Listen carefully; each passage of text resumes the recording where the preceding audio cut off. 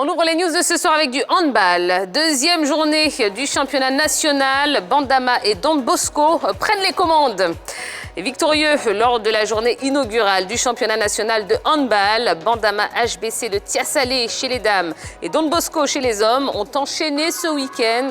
En effet, ces deux équipes se sont imposées face à leurs adversaires respectifs, à savoir Tanda 37-19 et National Handball Club 28-21. Grâce à ces succès de rang, Bandama et Don Bosco prennent les premières places dans les différentes catégories. On poursuit avec du tennis. Nadal de retour à l'entraînement. Gêné par une blessure à une côte depuis un mois, Rafael Nadal a retrouvé les cours d'entraînement hier lundi. La bonne nouvelle, c'est le joueur lui-même qui l'a annoncé via son compte Twitter.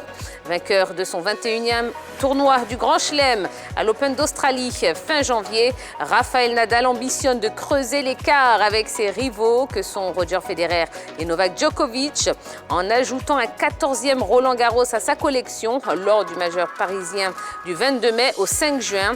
Rappelons que Nadal occupe le 4e rang mondial. On enchaîne avec de la moto. Luis Rossi prend sa retraite. À seulement 32 ans, l'ancien vainqueur du Grand Prix de France Moto 3 en 2012, Luis Rossi a mis fin à sa carrière dimanche dernier. Une décision qu'il prend après l'accident de son coéquipier Bradley Smith le week-end dernier aux 24 heures moto.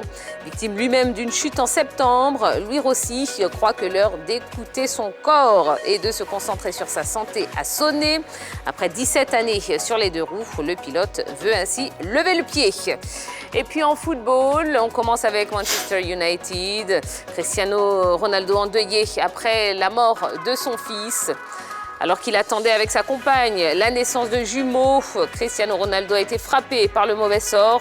L'un des deux nouveau-nés des Ronaldo n'a pas survécu à la naissance. C'est la grande douleur que tous les parents peuvent ressentir, s'est exprimé CR7 dans un tweet accompagné de sa femme, Georgina Rodriguez. Selon l'attaquant mancunien, seule la naissance de sa petite fille leur donne la force de vivre ce moment avec un peu d'espoir et de bonheur.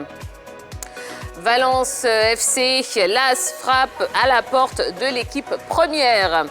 Lassina Sangaré, ancien milieu de terrain du WAC, qui évolue actuellement avec la réserve de Valence FC, est en train de faire sensation. Là, c'est Valence B, son champion de la Tercera División, à 2 journées du terme.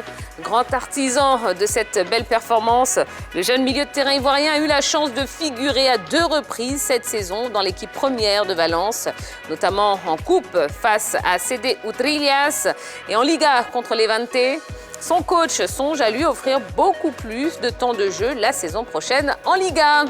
Et puis on termine avec les barrages du mondial. Cameroun-Algérie, la fédération algérienne saisit la commission d'arbitrage de la FIFA. La Fédération algérienne de football n'a toujours pas abdiqué dans sa requête de faire rejouer le match de barrage du mondial 2022 perdu face au Cameroun.